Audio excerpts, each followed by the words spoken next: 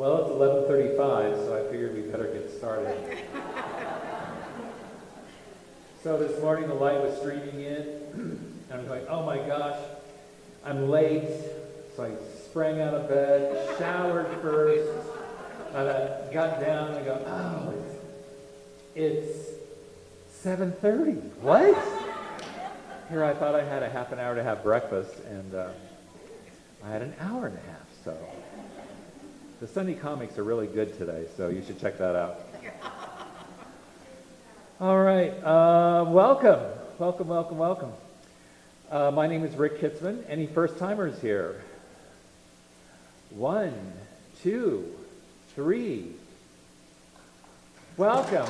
Thank you so much for coming to Althea and sharing your time with us today.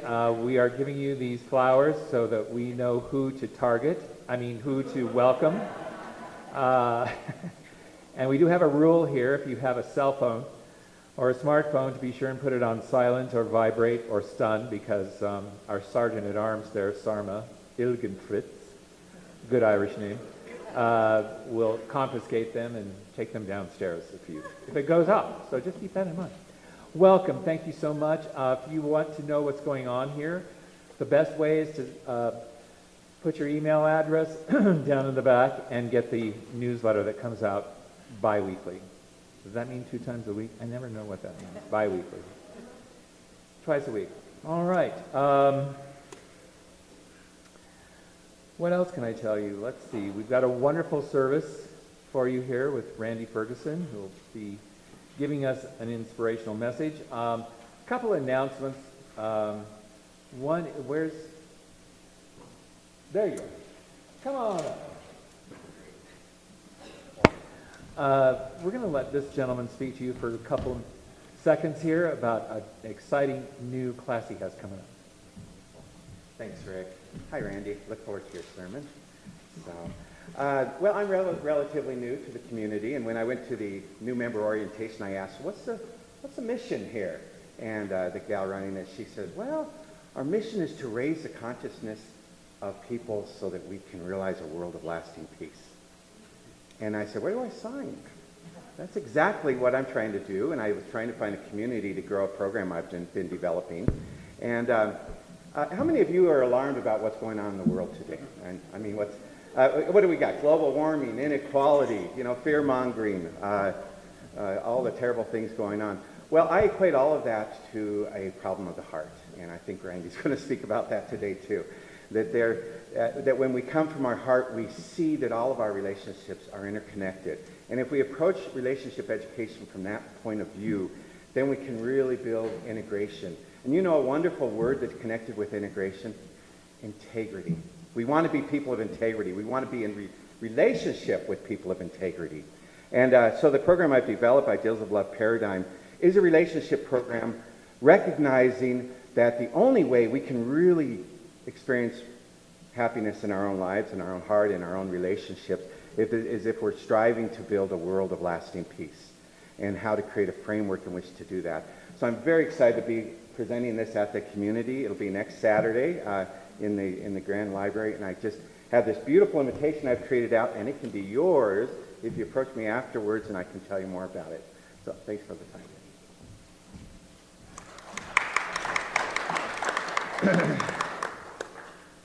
And that was Papio Jazz, by the way, who became a new member just, when we had our new membership, so great. I think now it's time for an opening prayer. So if you would, as you're comfortable, just get comfortable. And, just take a couple deep breaths.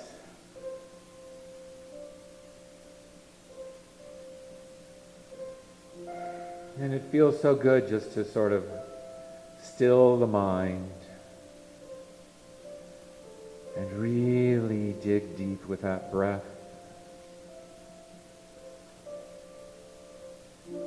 And when you exhale every molecule and feel the body just surrender and loosen. and just relax. Because when we breathe, when we relax, the noisy, noisy world outside these doors hopefully fades away and becomes just something to observe and for the next few seconds or minutes ignore.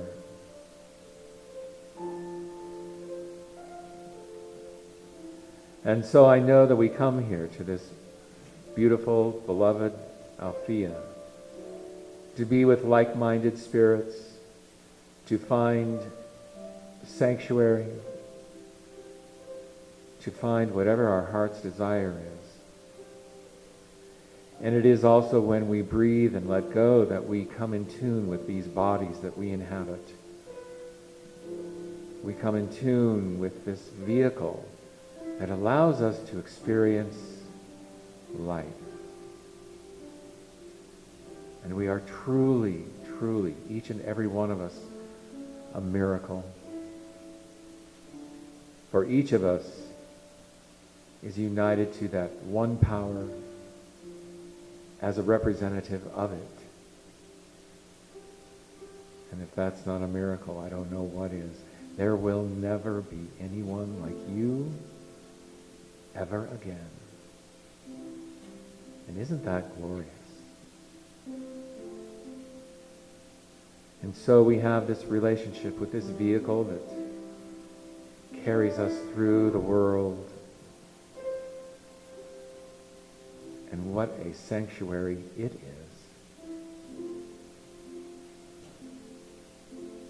And I know also that because each of us wears the face of God, of Spirit, of Buddha, of Allah, that we have all of the God attributes. We are not all that God is, but everything that we are is of the God nature.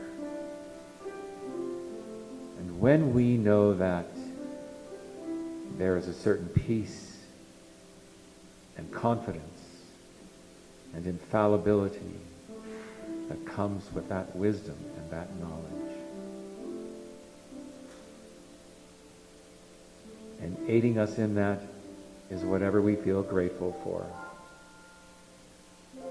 Because when you simply say, thank you, thank you, thank you, it kind of gets us out of our own head. And it gets us to a place of appreciation and wonderment of what it means to be alive in this body. And we take that inner sanctuary as well as this physical sanctuary with us. For I know that all that needs to be said today or heard will be said and heard. And I know that we will take whatever we get today out into that real world and present a face of light and life and love, maybe even laughter, and always, always learning something to learn while we are above the grass. And so as we just started letting go with breathing, let us once again just let go these words, these feelings, and just know that there is divine perfection in this moment. And together we say, and so it is.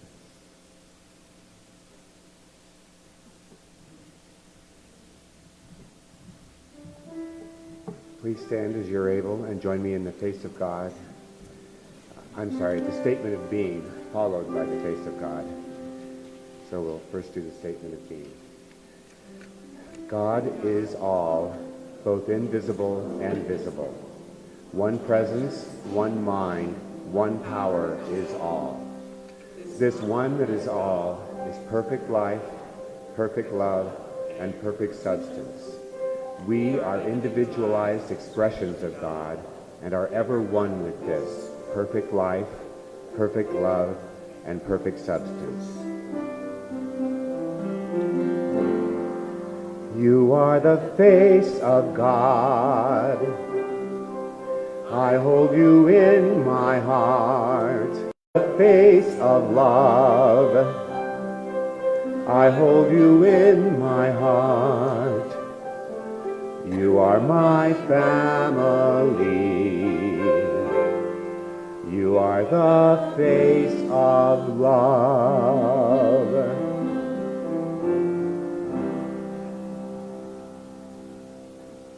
Thank you so much. Next, we'd like to introduce our featured musician for today. Cass Roberts is a singer-songwriter and completed her BA in theater from the University of Mississippi with a focus in musical theater and creative writing. Her life has revolved around music since she was a young girl. Her mother taught her to sing, her grandmother taught her how to harmonize, and her dad taught her guitar. Piano, saxophone, and drums came later.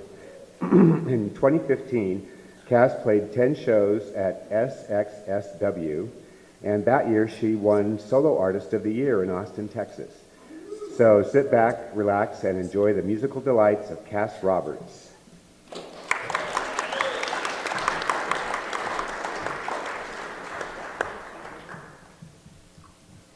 Hello, everyone. Good morning. It's so lovely to be here in this beautiful space, seeing some familiar faces. This is a song, one of the very first songs that I wrote. It's what would happen if you could fall into a black hole without everything getting sucked in with you? It's called Spaghettification.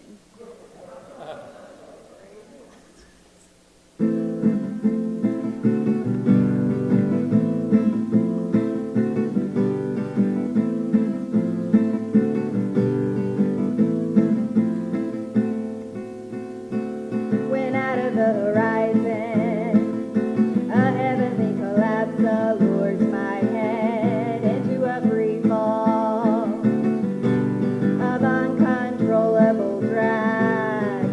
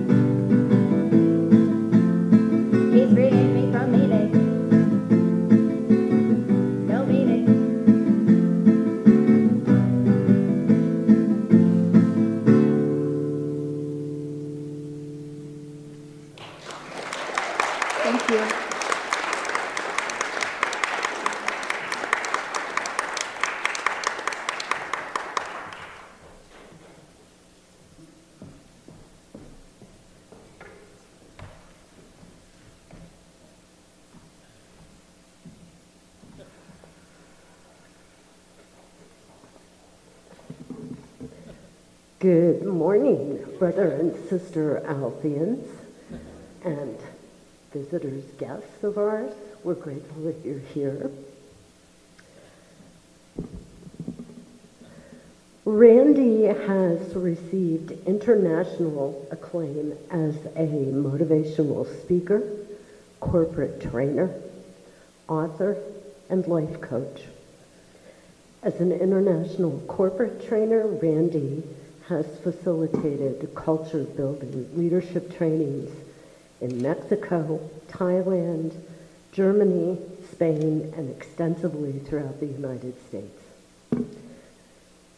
Just a few of his clients include Ford, Gerber, Mazda, Novartis, Carstar, the YMCA, and the Habitat for Humanity. He has facilitated programs for multiple municipalities and branches of the government and been a frequent guest on channels 2, 7, and 9 here in Denver. In his professional career spanning over 30 years, he has led more than 2,000 individuals. His business degree from Arizona State U and master's in spiritual psychology offer an educational background that is both practical and visionary. In 1986, he founded the Love, Courage, and Achievement Project. Those of us who have participated know it as the LCA. And participating in the Love, Courage, and Achievement Project is how I came to know Randy a number of years ago. The LCA is a remarkable healing experience with others that opens doors to a far more effective and more evolved way of living, very congruent with New Thought. We learn how and why we hang on to destructive beliefs, which in turn clears the way for participants to see ourselves, others, and life from a whole new perspective. In my lifetime, I believe that I have encountered 3 true teachers with a capital T. Reverend Jonathan is one of those, whom many of you know. Another is Randy Ferguson. His spiritual commitment to seek and act on direction from God is inspiring. I believe it's that direction from God which leads him to serving humankind at this stage of his life by offering the LCA. To consciously rewire our own minds and develop sustainable habits for joy and true deep connections with others. In short, the experience of loving. And please come up, Brother Randy, teacher with a capital T.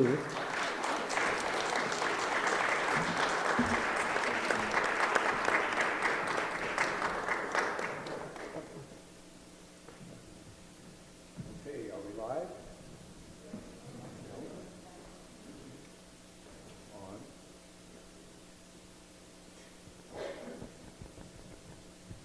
Okay. Yes. Okay. We're going now. Well, hello, everybody.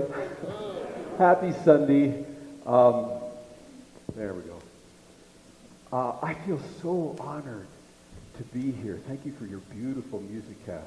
Oh, my goodness. Years ago, my brother, who leads workshops very similar to mine here, he's in Houston. He was addressing, I guess maybe 200 people. And he asked a profound question. Question I want to ask you. He said, what is love? What is it? And he just waited for an answer. It wasn't a rhetorical question. He just waited. And nobody answered. Nobody raised their hand. And then finally there was a 13-year-old girl in the front row. She got fed up with this. She stood up. She said, here's this thing called love. It's the most important thing in the whole world, and nobody knows what it is. And everybody just started clapping, out of the mouths of babes. How important is this? So I get to present something today that has great meaning to me, and I think to some of the other people who've heard it. And it has to do with our relationship with our physical body. So question for you. How many of you, by a show of hands, at some point in your life, have been in a profound experience of love? Not the understanding, but the experience of love. Who's experienced that at some point? Most of us have. And when you were in that experience, perhaps in the presence of someone who truly loved you, when you were in the presence of that, what else were you experiencing? What else was going on inside? What else were you feeling? And just shout it out. We don't have any 13-year-olds here. Acceptance. Thanks. What else? Safety. There was a safety there. What else? Joy. What was that? Surprise? Okay. What else? Trust. Joy. Joy. Yeah. So notice, yes. You love yourself better. Thank you. Consider the possibility that when we're in the experience of loving, that it is so much more than just an emotion. Consider the possibility that when you're in the experience of loving, in that instant, you've accessed a cornucopia of all the things that really have meaning. So we say in this work that if you could imagine, you're walking down a sidewalk, and off to one side is this really interesting gate.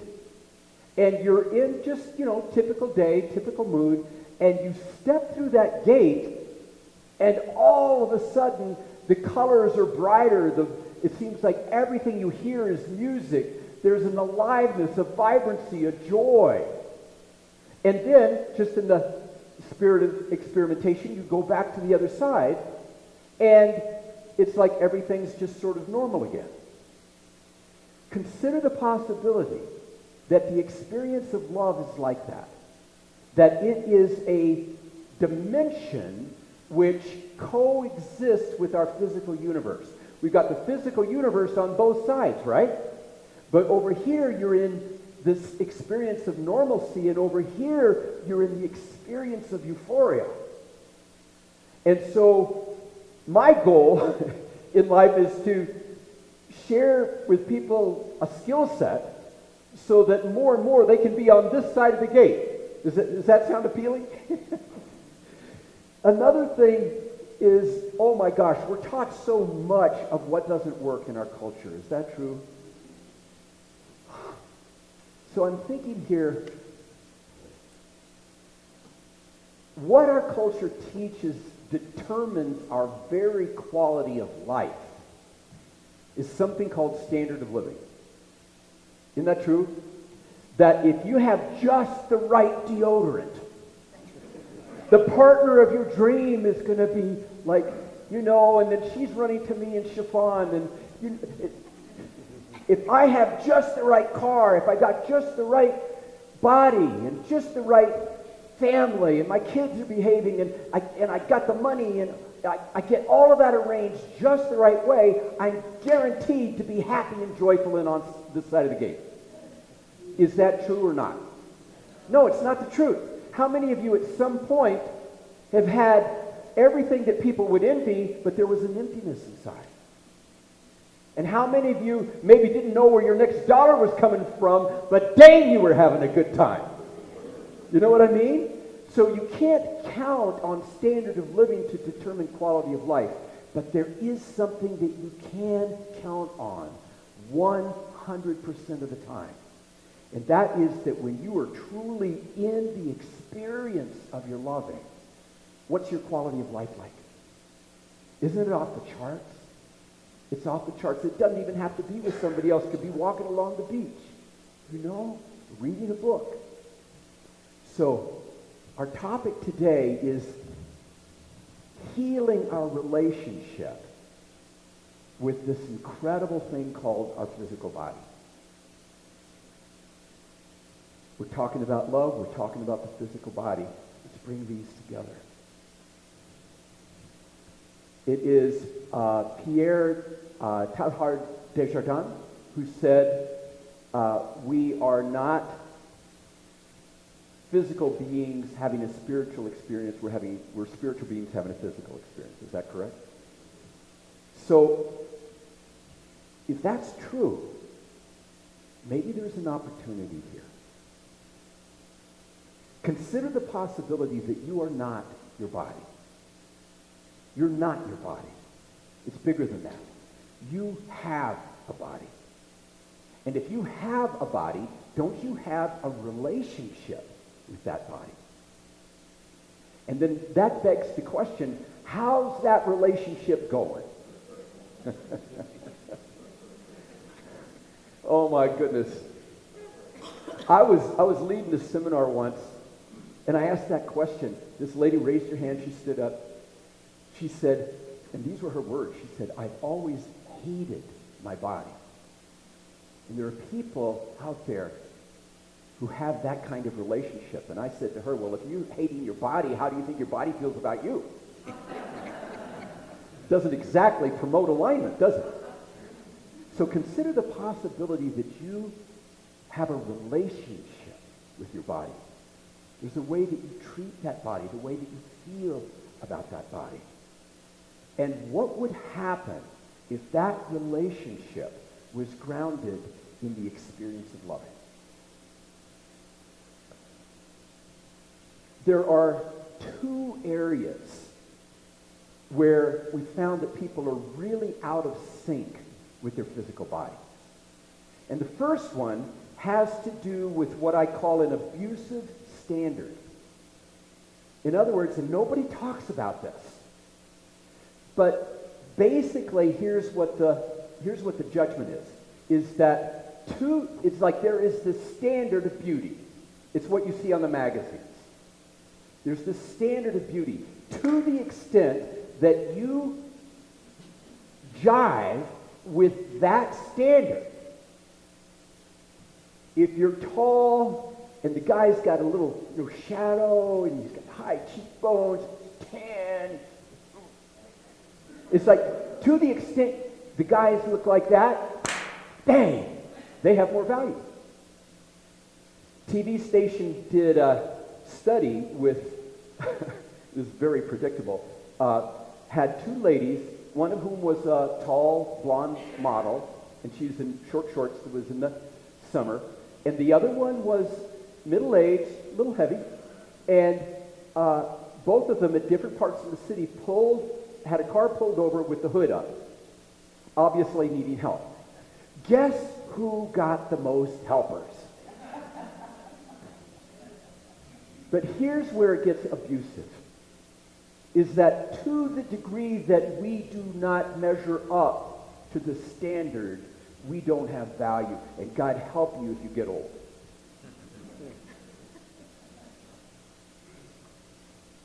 That's abusive. Who you are is whole and complete and sacred and precious off the charts just that way. Just that way. Even the models on the magazines don't look like the models on the magazines. Do you know? So that's the first piece that we can start to unravel to up our relationship with our physical body. When that lady stood up and she said, I've always hated my body, she started to see something really profound. She saw that she had always been measuring her value by how she looked. And when she saw, oh my gosh, this is my body. This is my body. What other machine can do what this body can do for 90 years? This body has taken me everywhere. This body is just, I got a right hand and a left hand, and I can stand up and I can smile and I can speak. This body is amazing. And I've been judging it like crazy. And she took a stand. She stood up literally and she said, from now on, I'm going to love this body with all my heart. Heck with that standard. I'm going to love this body with all my heart. You know why? Because it's my body. I don't care if it's as big as a house. I'm going to love it. That's what she said, quoting her. And the lady really wanted to have a relationship. She wanted to find a great guy. She wanted to get married. She wanted to have a family. But she had this belief that nobody could want her if she had a few extra pounds on. The second area where we find things real out of whack is in how we communicate with our body. Consider the possibility that if we have some kind of ailment or some kind of physical sensation that we don't like, that we will either ignore it or medicate it. Those are kind of the two options that we've got. And I want to offer a third option. And believe me, I'm so grateful for Western medicine. This isn't about excluding that at all. But consider the possibility that our bodies speak to us in physical sensations. Physical sensations. So let's say, for example, Cass, can I do a little exercise with you? Okay. So let's say that Cass and I are absolute best friends, okay? And I'm doing something kind of dangerous. Well, if we're best friends, Cass is going to get in my face about that a little bit. She's going to, Randy, stop that. You're going to get yourself in trouble. And if I discount what she's saying, I go, Cass, thank you. I'm okay. If I need your advice, I'll ask for it. Okay. Now, she had a communication for me, and I rejected it. I bounced it back to her. I didn't get it. So who has the communication, Cass or me? Cass. More time goes by, I'm doing something that's even a little more risky with that. And she's not going to give up. She gets in my face, grabs my lapels, and goes, Randy, stop it. I said, Cass, look, I told you before, I can manage this. Who has the communication, me or Cass? Cass does. And then there's a point where I have a close call. I go, Cass, we've got to talk. What is it you are trying to tell me? I really want to hear it. And now I'm open to receiving it. She says, Randy, stop it. And I really get her communication. If I get her communication, who has it for me? I do. If I've got her communication, does she have to keep giving it? No. Here's what we've seen that is a remarkable breakthrough, in my opinion. And that is that if your physical body could be the sensation that's been showing up over and over, that's been a source of irritation, what if you could hear what it's been trying to tell you? What if you could get a translation so that you could really get what it was trying to tell you? And you heard it. Would it have to keep telling you? So this afternoon we get to do a workshop, and it'll just be about an hour or so. Okay, my headset's falling off, or my glasses are falling off, or something. You know, I have glasses, a headset, and a face mask. I don't know how to manage it. So what we're going to be talking about, we're actually going to be doing some profound exercises where you get a chance to hear what your body's been trying to tell you. And when you're open and you're in love with your body just the way it is, and you're listening from that deep place, it may have something to tell you. And the communications, when we've done this for years, the communications that we get from this exercise aren't always about the body. Sometimes they're things like, I'm tired of you attracting men who won't commit. You're working in a toxic work environment. You've got to get out of here. It's time for you to have some fun. You can't work 24/7. It's boring. I want to have some fun. So you may get some counsel that your body, physical, wise, amazing body has been trying to tell you for a long time. And if you listen with that heart and you listen with an intention of, if it's good counsel, of putting that counsel to work, what we've seen is about a 90% drop in physical pain. I mean, it's really quite amazing. I have no idea what's going to happen this afternoon, but we're sure going to give it our best shot. So, do you have a relationship with your physical body? And how is that relationship? Dr. Phil goes, how's that working for you?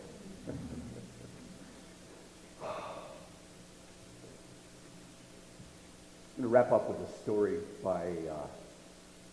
about a statesman and composer by the name of Paderewski. Anybody ever hear of Paderewski? He was so highly respected in his country of Poland. Great stories about him. And he was planning on giving a concert in Warsaw. And there was this little Polish lady.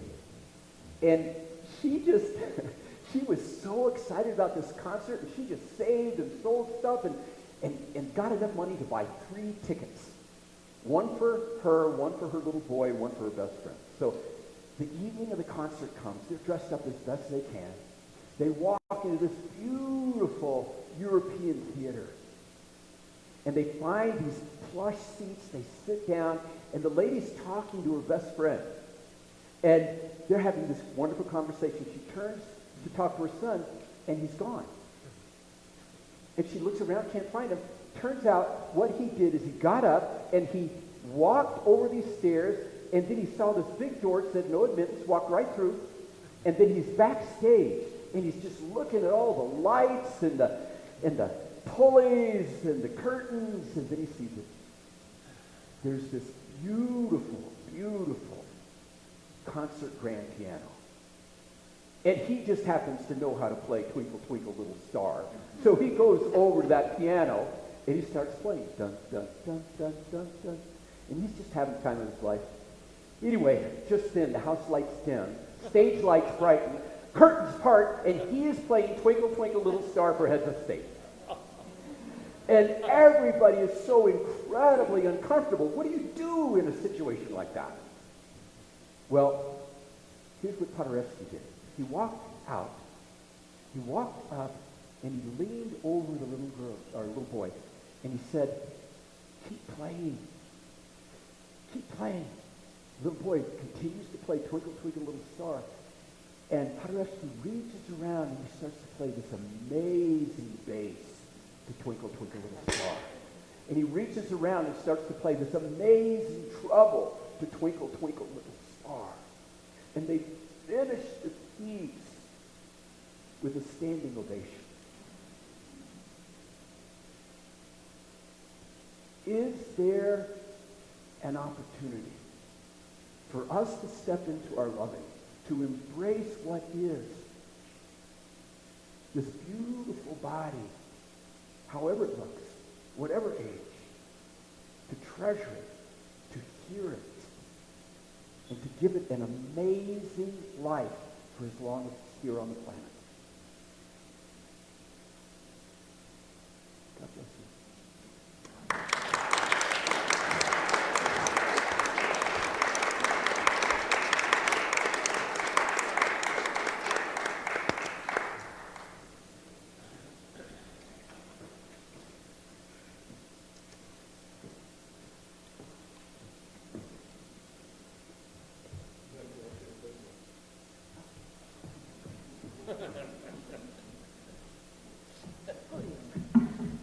Good morning. Good morning. The reading for today is called One Day, and it's by Christine Evangelo from her book, Beating Hearts and Butterflies. One day, you will heal. One day, you will be grateful for the deepest cuts of pain.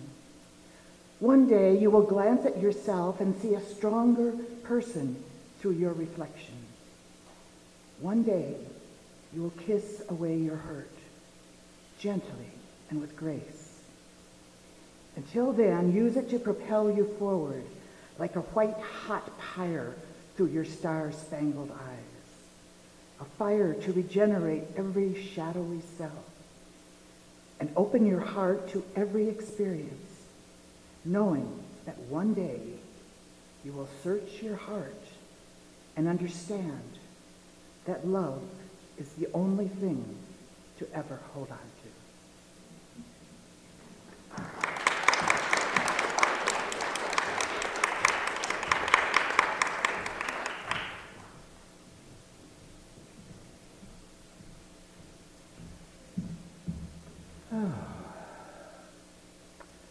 And don't forget there will be a deep dive that Randy will be holding after service, so take advantage of that. Ushers, if you have your donation baskets, we'll get those going around. Now's the time to open up your wallets and your heart. And your opportunity to show how much you love Althea. So, we'll have some, I guess there won't be any music. So while we're waiting for the baskets to get passed around, I'll go ahead and make some announcements here. There are free haircuts on Veterans Day. Who knew? November 11th. And it's, I think it's Supercuts. I think it's, is that what it is? Pretty sure it's Supercuts. Yes, I think all you have to do is just, I don't know, tell them you're a vet. And I'm taking my shaggy partner down there myself. So take advantage of it. It's free as certainly a show of gratitude to our vets.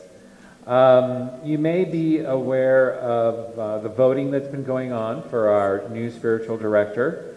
If you've not received if you're a member and you have not received a letter in the mail, snail mail, please go to the back. They're orange. An orange half sheet of paper if you want to vote by proxy. If you want to come to the November 21st service, after the service, we will be voting in person to ratify Catherine Newell as our next spiritual director. So a very exciting time. She will be speaking on the 14th, so be sure if you haven't gotten to know her, come and see her and know what you're getting yourselves into. She's wonderful. She's wonderful. Question that has come up is why only one candidate? And the board is tasked through the bylaws with choosing a candidate, and then it is it's up to the membership with 2/3 majority that will ratify the candidate. So that's why there's only one candidate. I know, it's kind of weird. So be sure to take those opportunities to get to know her. Let's see, where's Catherine? Hi. If you want to bring your donations forward, we'll have a blessing of the donations from Catherine McKay.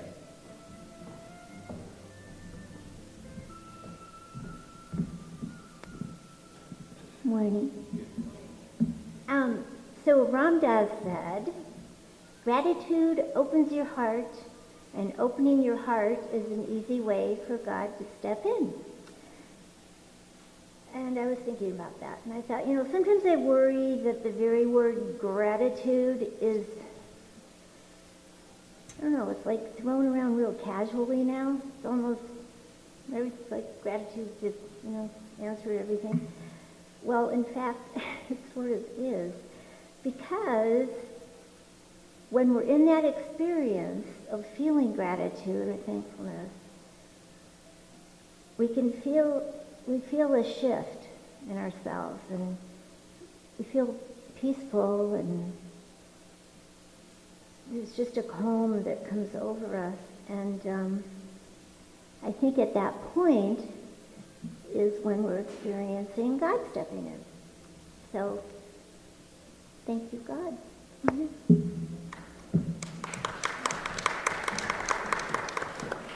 Thank you, Catherine.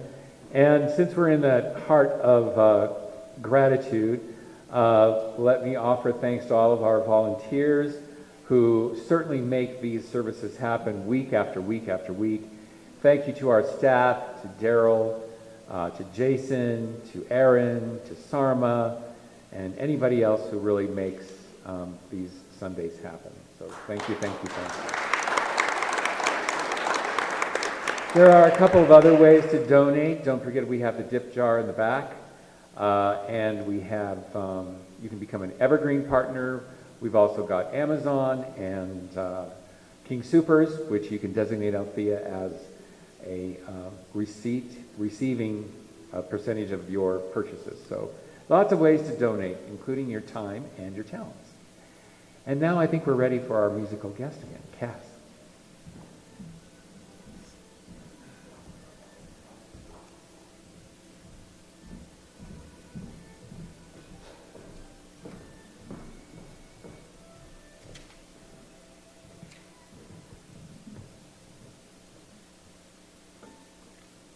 Thank you, Randy, for that message. It really speaks to me. I just wanted to share that I have had Crohn's disease since I was 11, and it's very hard to love my body. But over the last few years, I think I've really come into touch with that. And music is one way that I really love to express that love.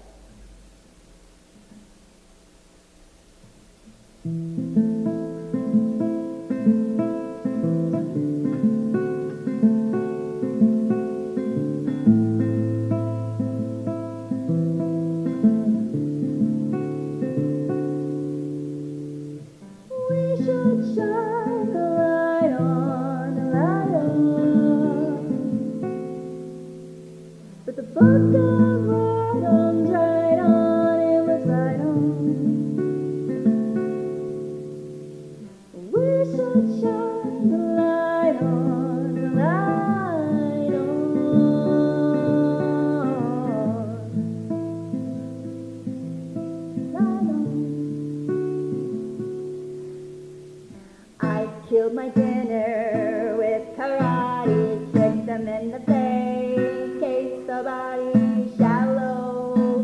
Work is the work that I do.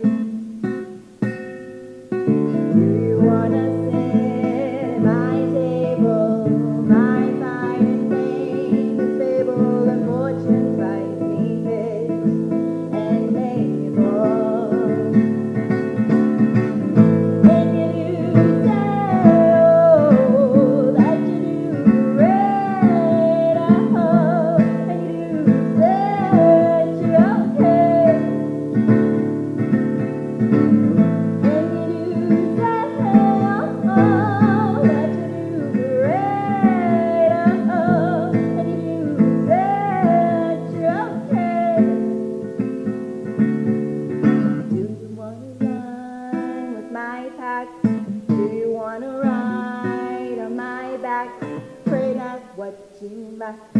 Not distract. Even when you run through my mind, something else is in front of your behind, and I don't have to remind you to stick to your kite. And you do say, oh, that you do great, and you do that you're okay.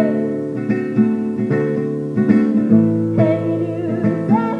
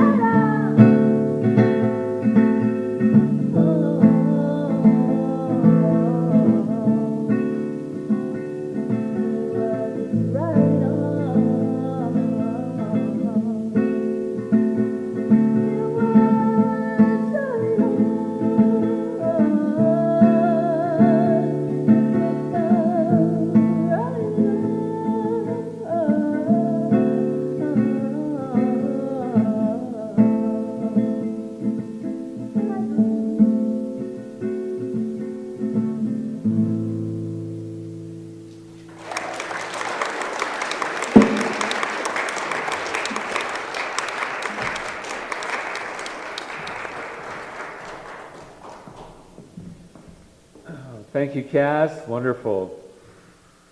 I'm hooked on this big ear. Okay. Just a few last announcements before we do a closing prayer and have our community song. If you have your handout here on the back, there are the classes that are coming up. November 13th, we have an Habitual Roots brings yoga to the Althea Center on Saturday mornings. Papio Jazz is still here. He didn't leave.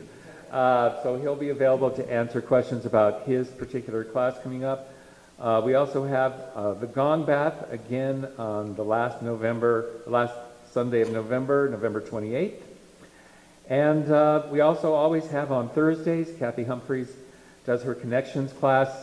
Always hear excellent things about that class. So if you want to stay connected to the Althea community, check that out.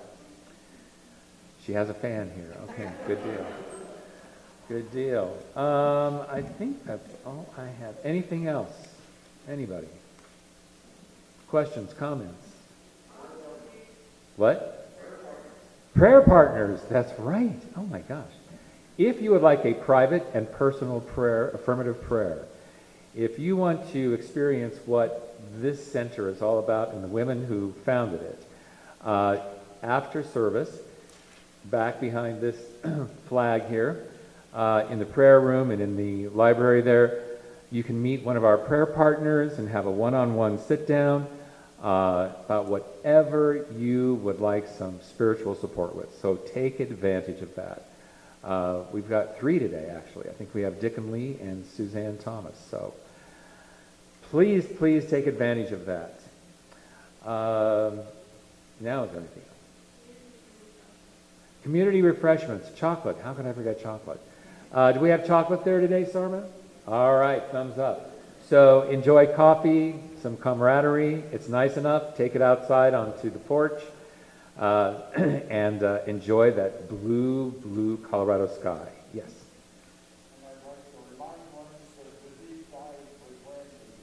Deep dive at, not 2 o'clock.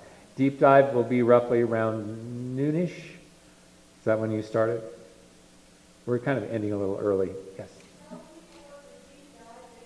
The deep dive, for those of you who may be new, is where the speaker for that Sunday actually extends the topic of his or her message and gets into some nitty-gritty. Sometimes it's totally up to them how they want to organize it or deliver it.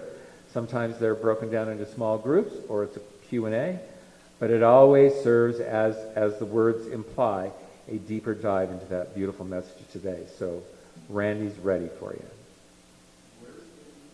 It'll be in the library here. So around noonish. Yes. Anything else? What would I do without you guys? Okay. All right. Closing prayer. So hard to believe that just a few minutes ago, we began with an opening prayer. And what a wonderful space of time and experience in between the two. And so I know that as we leave here, that we take with us the message of Randy and look at ourselves in a new or improved light. And we simply say that we love our own selves, each in our own way. So individual. I know that we each in our own way takes whatever we have learned today out into that real world. And we show the face of light and life and love as Randy so aptly described. For you are love. And so it is.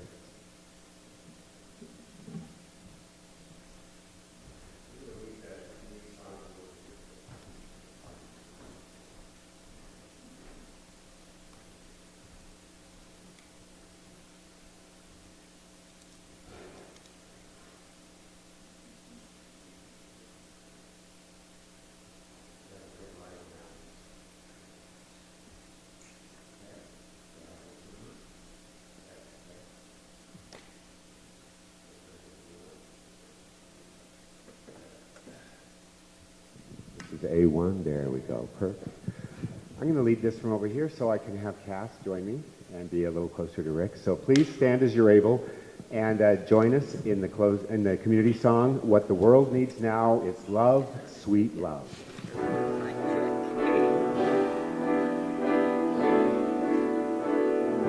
What the world needs now is love, sweet love. It's the only thing that there's just too little love. What the world needs now is love, sweet love. No, not just for some, but for everyone. Lord, we don't need another mountain. There are mountains and hillsides enough to climb. There are oceans and rivers enough to cross, enough to last till the end of time. What the world needs now is love, sweet love. It's the only thing that there's just too little love. What the world needs now is love, sweet love. No, not just for some, but for everyone. Lord, we don't need another meadow. There are cornfields and wheat fields enough to grow. There are sunbeams and moonbeams enough to shine. Oh, listen, Lord, if you want to know what the world needs now is love, sweet love. It's the only thing that there's just too little love. What the world needs now is love, sweet love. No, not just for some, but for everyone. No, not just for some, oh, but just for everyone.